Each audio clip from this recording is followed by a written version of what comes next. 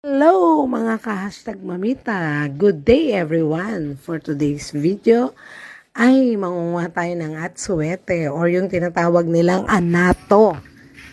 Ang atsuete ay yan ang mga bunga niya, hinog na siya, kaya it's time to harvest. Ika nga, alam nyo po, napakaraming gamit itong atsuete, pangkulay ng mga pagkain, tapos yung dahon niya, pwedeng panapal. Ayan, isang timba nakuha natin, no? Kita nyo, diba?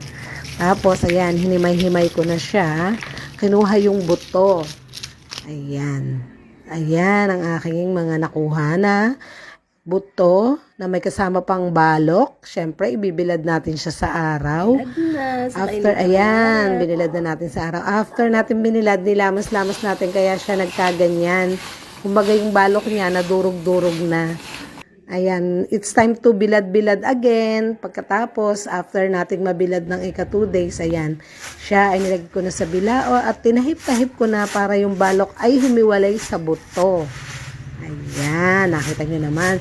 At pagkatapos natin, syempre, na matahip-tahip yan, ibibilad ulit natin for final touching, ika nga. At nang siya ay matuyo ng maayos, para pwede na natin siyang i-stock at gamitin ng kahit 5 years, pwede pa. Thank you for watching.